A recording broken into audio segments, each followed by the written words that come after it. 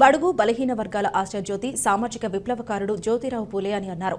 అంటరానితనం, కుల వ్యవస్థ నిర్మూలనతో పాటు ప్రతి ఒక్కరికి చదువు అవసరం అన్న జ్యోతిరావు పూలే ఆశయ సాధనలో ప్రతి ఒక్కరం నడుద్దామని ముస్తాబాద్ మండల ముదిరాజ్ సంఘం అధ్యక్షులు పిట్ల రాంగోపాల్ అన్నారు. రాజన్న సిరిసిల్ల జిల్లా ముస్తాబాద్ మండల కేంద్రంలోని జ్యోతిరావు పూలే విగ్రహం వద్ద ముదిరాజ్ సంఘం ఆధ్వర్యంలో మహాత్మా జ్యోతిరావు పూలే 198వ జయంతి వేడుకలను ఘనంగా నిర్వహించారు.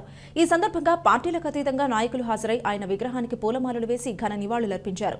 ఈ సందర్భంగా వారు మాట్లాడుతూ సామాన్యుడిగా మొదలై సామాజిక ఉద్యమ కెరటంగా ఎదిగిన పూలే జీవితం అందరికీ ఆదర్శనీయమన్నారు. ఈ కార్యక్రమంలో కాంగ్రెస్ పార్టీ మండల అధ్యక్షులు ఏళ్ల బాలరెడ్డి, మాజీ ఎంపీటీసీ గజ్జెల రాజు, నాయకులు అబ్రమేని సాయిలు, పిట్ల విఠల్, రంజాని రాజలింగం ఉన్నారు.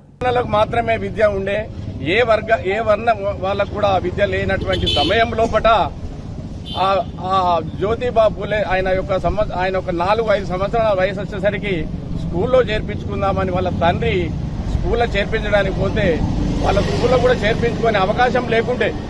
ఎందుకంటే ఒక అగ్రవర్ణాలం అంటే ఒక బ్రాహ్మణులే, ఇంకా మిగతా రెడ్డి రావు అటువంటి దాన్ని కాదు. ఒక బ్రాహ్మణులు మాత్రమే విద్య చదువు ఉండేది, మిగతా వాళ్ళకి లేకుండే. అయినా ఆయన ఒక పట్టుదలతోటి ఒక 3-4 సంవత్సరాలు ఆ పాఠశాలలో చదువుకొని తర్వాత అక్కడ ఉన్న వాళ్ళందరూ ఆయన స్కూల్ నుంచి బహిష్కరించారు. ఈ ప్రతి సంవత్సరం అయితే జ్యోతిబా పూలే జయంతి ఉత్సవాలు ఎందుకు చేసుకుంటున్నాం? ఆయన యొక్క ఆశయాలు, ఆయన గొప్పదనం ఉన్నాయి కాబట్టి ఆయన యొక్క జయంతి ఉత్సవాలను చేసుకోవడం జరుగుతుంది.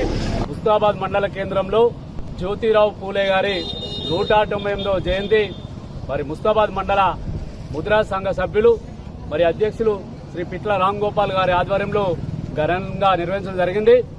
వారి యొక్క ఆశయాలను గుర్తు చేసుకుంటూ వారి ఆశయాల సాధన కోసం నిరంతరం కూడా ప్రతి ఒక్కరు కష్టపడాల్సిన బాధ్యత అందరిపై ఉంది.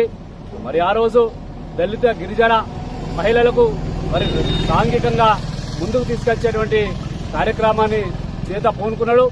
మరి ప్రతి ఒక్క వ్యక్తి కూడా చదువుకుంటేనే సామాజికంగా ముందుకొచ్చేటువంటి కార్యక్రమాలు ఉంటాయి కాబట్టి మరి విద్యాపరంగా అందరినీ కూడా ఉత్సాహపరుస్తూ